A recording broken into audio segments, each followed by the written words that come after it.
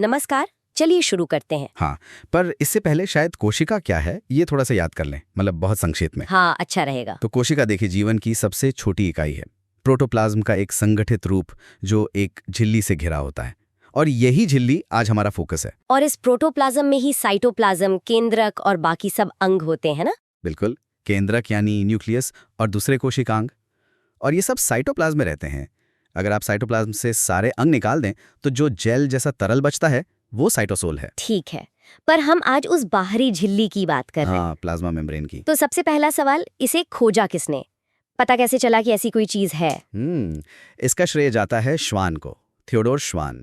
1838 में उन्होंने जंतु कोशिकाओं में से देखा था। अच्छा। लेकिन मजे की बात यह है कि इसे नाम अलग अलग लोगों ने दिए। जैसे प्लाज्मा मेम्ब्रेन नाम फेफर ने दिया। और भी नाम थे? हाँ, प्लोअर ने 1931 में इसे प्लाज्मा लेमा कहा। उससे पहले नागेली और क्रैमर ने 1855 में सेल मेम्ब्रेन कहा था। और एक नाम और है, यूनिट मेम्ब्रेन, जो रॉबर्टसन ने दिया था। बाप रे, इतनी सारे नाम। खैर, हमारे नोट्स कहते हैं कि ये बहुत पतली होती है। मतलब कितनी पतली? बहुत ही ज्यादा। आप अंदाजा लगाइए, सिर्फ 5 से 10 नैनोमीटर। नैनोमीटर? वो तो बहुत ही छोटा हुआ। हाँ, 1 मीटर का अरबवां हिस्सा।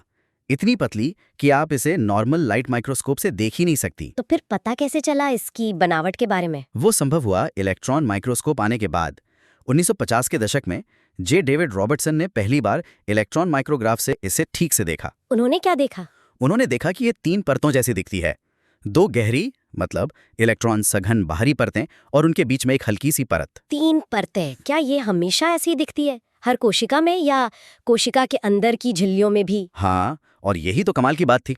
चाहे वो कोशिका की बाहरी झिल्ली हो, या न्यूक्लियस की, या माइटोकॉन्ड्रिया वगैरह की, और कोशिका चाहे पौधे की हो, जानवर की या बैक्टीरिया की, सब में इलेक्ट्रॉन माइक्रोस्कोप में यही 3 परत वाली संरचना दिखी। वाकई, मतलब एक यूनिवर्सल डिजाइन जैसा। बिल्कुल, इसीलिए रॉबर्टसन ने इसे यूनिट मेम्ब्रेन कहा था कि सारी जैविक झिल्लियां मूल रूप से एक ही जैसी हैं, और इसीलिए अब इन्हें सेल मेम्ब्रेन या बायोमेम्ब्रेन कह देते हैं। ठीक है, ये तो हुई बनावट की बात, पर इसके गुण क्या हैं? ये सिर्फ एक पतली दीवार तो नहीं है? नहीं, बिल्कुल नहीं। इसके गुण ही इसे खास बनाते हैं। ये अर्ध तरल है, मतलब क्वाजी फ्लूइड, ना ठोस ना तरल, जल जैसा समझ लीजिए। और लचीली है, इलास्टिक, मुड़ सकती है, जैसे कोई बहुत पतली गीली फिल्म हो। और सबसे जरूरी काम शायद इसका, चीजों को अंदर बाहर आने जाने देना है। हाँ, इसकी पारगम्यता, मतलब परमेबिलिटी। ये सेलेक्टिवली परमिएबल है, मतलब ये चुनती है कि कौन सी चीजें आसानी से आर पार जाएंगी, कौन सी नहीं। और पानी? पानी के लिए ये सेमी परमिएबल है, मतलब पानी तो गुजर सकता है। नोट्स में एक शब्द है डायनामिक, गतिशील। इसका क्या मतलब हुआ? इसका मतलब है कि ये स्थिर नहीं है। इसके अंदर जो अणु हैं वो हिलते डुलते रहते हैं। ये कोशिका की सबसे बाहरी जीवित बाउंड्री है, जो माहौल से इंटरैक्ट करती है। समझ गई। तो अब आते हैं इसके केमिकल मेकअप पर। आखिर ये बनी किस चीज से है? देखिए, मोटे तौर पर 2 मुख्य चीजें हैं, लिपिड और प्रोटीन। लिपिड और प्रोटीन? हाँ, ये एक पतली शीट में अरेंज्ड होते हैं और आपस में जुड़े होते हैं, पर वो जुड़ाव नॉन कोवेलेंट बॉन्ड से होता है। Non covalent bond? ये क्या होते हैं? मतलब ये बहुत मजबूत बॉन्ड नहीं है जैसे कोवेलेंट बॉन्ड होते हैं। ये थोड़े कमजोर होते हैं, हाइड्रोजन बॉन्ड, आयनिक इंटरैक्शन वगैरह। इससे झिल्ली को स्थिरता भी मिलती है और लचीलापन भी, मतलब अणु हिलडुल सकते हैं। अच्छा, तो कितना लिपिड और कितना प्रोटीन, क्या ये फिक्स होता है? नहीं, यही तो बात है। ये अनुपात बदलता रहता है। झिल्ली कौन सी है, उसका काम क्या है, इस पर निर्भर करता है। आमतौर पर लिपिड समझ लीजिए 28 से 79% तक हो सकता है। और प्रोटीन? प्रोटीन करीब 20 से 70%। इनके अलावा थोड़े कार्बोहाइड्रेट भी होते हैं 1 से 10%, और पानी भी होता है करीब 20%। कोई उदाहरण है जहां ये अनुपात अलग अलग हो? हाँ, जैसे हमारी लाल रक्त कोशिकाएं, आरबीसीज, उनका काम गैस ट्रांसपोर्ट और शेप बनाए रखना है। उनमें प्रोटीन ज्यादा होता है, करीब 52%, और लिपिड 40%। अच्छा। वहीं दूसरी तरफ नर्व सेल्स में जो माइलिन शीथ होती है, जो इंसुलेशन का काम करती है, उसमें लिपिड बहुत ज्यादा होता है, करीब 80% लिपिड और सिर्फ 20% प्रोटीन, क्योंकि इंसुलेशन के लिए लिपिड बेहतर है। हाँ, ये तो सीधा फंक्शन से जुड़ा है। चलिए लिपिड्स के बारे में थोड़ी और बात करते हैं। नोट्स में एम्फीपैथिक शब्द है, इसका क्या मतलब है? एम्फीपैथिक मतलब दोहरे स्वभाव वाला। उस अणु के 2 हिस्से होते हैं। एक हिस्सा होता है हाइड्रोफिलिक, मतलब पानी को पसंद करने वाला, पानी में घुलने वाला। ये अणु का सिर या हेड होता है। और दूसरा हिस्सा हाइड्रोफोबिक, पानी से डरने वाला, पानी में न घुलने वाला। ये अणु की पूंछ या टेल होती है। फॉस्फोलिपिड में आमतौर पर 2 पूंछें होती हैं, तो ये झिल्ली में कैसे लगते हैं? वे अपने आप ही एक दोहरी परत मतलब बाइलेयर बना लेते हैं। सारी पूंछें अंदर की तरफ मुड़ जाती हैं पानी से बचने के लिए, और सिर बाहर की तरफ रहते हैं। कोशिका के अंदर भी पानी है साइटोसोल, और बाहर भी, तो सिर पानी की तरफ रहते हैं। यही लिपिड बाइलेयर झिल्ली का बेसिक ढांचा है। ये लिपिड बनते किससे हैं? फैटी एसिड से। हाँ, मूल रूप से फैटी एसिड से। फैटी एसिड कार्बन की लंबी चेन होती है। जब ये ग्लिसरॉल से जुड़ती हैं तो फैट या ऑयल बनते हैं। लेकिन झिल्ली के मेन लिपिड हैं फॉस्फोलिपिड। उनमें ग्लिसरॉल से 2 फैटी एसिड और एक फॉस्फेट ग्रुप जुड़ा होता है।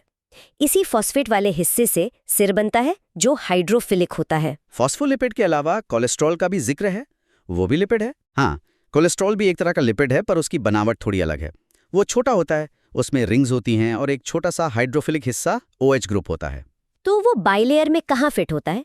उसका वो छोटा सा OH ग्रुप सिरों के पास सतह पर रहता है और बाकी का हिस्सा पूंछों के बीच में धंस जाता है। इसका असर क्या होता है झिल्ली पे? ये झिल्ली की तरलता मतलब फ्लूइडिटी को कंट्रोल करता है। एक तरह से बफर का काम करता है। ठंडे में झिल्ली को जमने से रोकता है और गर्म में ज्यादा बहने से। अच्छा, मतलब तापमान के असर को कम करता है। बिल्कुल, और झिल्ली को थोड़ा और मजबूत बनाता है और छोटे अणुओं के लिए इसकी परमिएबिलिटी कम करता है। ये एनिमल सेल्स में काफी होता है, पर पौधों में कम या नहीं, और बैक्टीरिया में तो बिल्कुल नहीं। कमाल है, कैसे ये सब मिलकर झिल्ली को उसके गुण देते हैं। अच्छा, अब ये बताइए कि वैज्ञानिकों ने ये सब समझा कैसे? ये कहानी क्या है? नोट्स में कुछ पुराने मॉडल्स का जिक्र है। हाँ, ये सफ़र काफ़ी लंबा है। शुरुआत शायद 1890 में ओवर्टन से हुई। उन्होंने देखा कि जो चीज़ें लिपिड में घुलती हैं वो झिल्ली से आसानी से पार हो जाती हैं, तो उन्होंने अंदाज़ा लगाया कि झिल्ली में लिपिड जैसा कुछ है। ये पहला आइडिया था। हाँ, फिर 1925 में 2 डच वैज्ञानिक थे, गॉर्टर और ग्रैंडल। उन्होंने RBC से लिपिड निकाला और उसे पानी पर फैलाया, और उन्होंने पाया कि लिपिड का एरिया सेल के सरफेस एरिया से दुगना था। इससे उन्होंने नतीजा निकाला कि झिल्ली लिपिड की 2 परतों से बनी है, बाइलेयर, और सिर बाहर की तरफ है। ठीक है, लिपिड बाइलेयर का पता चल गया, पर प्रोटीन वो कहाँ थे इस तस्वीर में? सही सवाल। ये अगला बड़ा कदम था। 1935 में डेविसन और डैनियली आए। उन्होंने कहा कि ये एक सैंडविच जैसा है। सैंडविच मतलब बीच में लिपिड बाइलेयर और उसके दोनों तरफ अंदर और बाहर प्रोटीन की परत चिपकी हुई है, जैसे ब्रेड के बीच में फिलिंग। अच्छा, प्रोटीन लिपिड सैंडविच। हाँ, बाद में उन्होंने इसमें एक चीज़ और जोड़ी। उन्हें लगा कि पानी या आयन जैसी चीज़ें लिपिड के बीच से कैसे गुजरेंगी, तो उन्होंने सोचा कि शायद प्रोटीन से बने छेद या पोर्स होते होंगे झिल्ली में। ठीक है, इसके बाद वो रॉबर्टसन का यूनिट मेम्ब्रेन वाला आइडिया आया। हाँ, 1959 में रॉबर्टसन ने इलेक्ट्रॉन माइक्रोस्कोप की मदद से डेविसन डैनियली मॉडल को थोड़ा सुधारा। उन्होंने वो 3 परत वाली बात कंफर्म की और कहा कि ये सारी झिल्लियों में होता है और इसकी मोटाई करीब 7.5 नैनोमीटर है। उन्होंने कहा प्रोटीन फैले हुए होते हैं, गोल नहीं। उनका मेन पॉइंट था कि सारी झिल्लियां एक जैसी हैं, यूनिट मेम्ब्रेन। ये मॉडल सुनने में तो ठीक लग रहे हैं, पर नोट्स कह रहे हैं कि इनमें कुछ कमियां थीं। हाँ, कुछ बातें थी जो ये मॉडल समझा नहीं पा रहे थे। एक तो ये कि पानी जैसी छोटी चीज़ें भी इतनी आसानी से कैसे आर पार जाती हैं, जबकि लिपिड का कोर तो हाइड्रोफोबिक है। डैनियली के पोर्स एक थ्योरी थी, पर सबूत नहीं थे। और दूसरी कमी? दूसरी ये कि ये मॉडल मानते थे कि सारी झिल्लियां लगभग एक जैसी हैं, प्रोटीन लिपिड अनुपात फिक्स है। पर हमने देखा कि RBC और माइलिन शीट में कितना फर्क है। ये मॉडल इस विविधता को नहीं समझा पा रहे थे, और प्रोटीन असल में लिपिड से कैसे जुड़े हैं ये भी क्लियर नहीं था। तो इन कमियों की वजह से ही नए मॉडल की जरूरत पड़ी। बिल्कुल, विज्ञान ऐसे ही आगे बढ़ता है। जब पुराने मॉडल फेल होते हैं तो नए विचार आते हैं, और यहीं से आता है वो मॉडल जो आज हम मानते हैं, फ्लूइड मोज़ेक मॉडल। ये नाम तो बहुत सुना है। हाँ, फ्लूइड मोज़ेक मॉडल 1972 में सिंगर और निकोलसन ने दिया था। इसने झिल्ली की हमारी समझ को पूरी तरह बदल दिया। ये आज भी सेंट्रल आइडिया है मेम्ब्रेन बायोलॉजी का। तो ये कैसे अलग है? फ्लूइड और मोज़ेक का मतलब क्या है यहाँ? मोज़ेक का मतलब है कि झिल्ली एक जैसी परत नहीं है, बल्कि प्रोटीन और लिपिड का मिश्रण है। प्रोटीन अलग अलग टुकड़ों की तरह लिपिड बाइलेयर में धसे हुए हैं या तैर रहे हैं, जैसे किसी मोज़ेक पेंटिंग में अलग अलग रंग के पत्थर होते हैं। और फ्लूइड मतलब तरल। लिपिड बाइलेयर खुद ठोस नहीं है, बल्कि तरल है। लिपिड अणु अपनी जगह घूम सकते हैं और अगल बगल चल फिर भी सकते हैं, और क्योंकि प्रोटीन इसी तरह लिपिड में है तो वो भी हिलडुल सकते हैं। तो ये एक स्थिर सैंडविच नहीं, बल्कि एक बहते हुए समुद्र जैसा है, जिसमें प्रोटीन आइसबर्ग्स की तरह तैर रहे हैं। वाह, ये बहुत अच्छी एनालॉजी है। हाँ, बिल्कुल वैसा ही। ये एक डायनामिक, गतिशील संरचना है, कुछ भी फिक्स नहीं है। इस फ्लूइड और मोज़ेक होने का फायदा क्या है? क्यों जरूरी है ये? देखिए, इसी वजह से झिल्ली अपने सारे काम कर पाती है। अगर ये कठोर होती तो कोशिका हिलडुल कैसे पाती, विभाजित कैसे होती? हाँ, बात तो सही है। जो प्रोटीन चीजों को अंदर बाहर